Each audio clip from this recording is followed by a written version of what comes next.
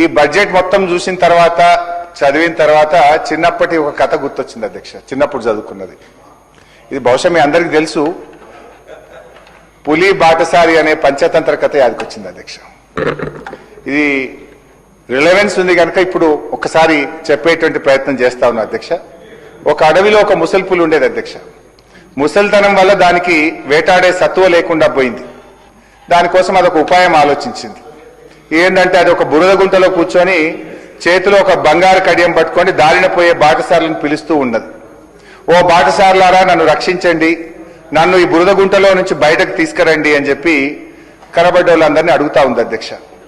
మీరు నన్ను బురద గుంటలో నుంచి బయటకు తెస్తే ఈ బంగారు కడియం మీకు బహుమానంగా ఇస్తా అని వచ్చిపోయేటోళ్ళందరికీ ఆశ చూపించింది అధ్యక్ష. ఒకరోజు ఒక అమాయక బాటసారి అటు నుంచి వెళ్తూ ఆ పులి మాటలు విన్నాడు అధ్యక్ష.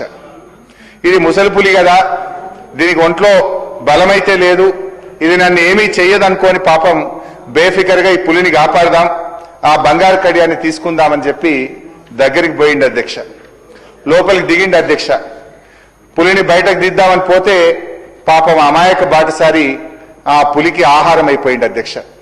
ఈ కథలో ముసలి పులి ఎవరో ఇప్పటికే బహుశా మీ అందరికీ అర్థమై ఉంటుంది అధ్యక్ష. ఆ ముసలి పులి ఎవరో కాదు, ఘనత వహించిన ఈ కాంగ్రెస్ పార్టీ.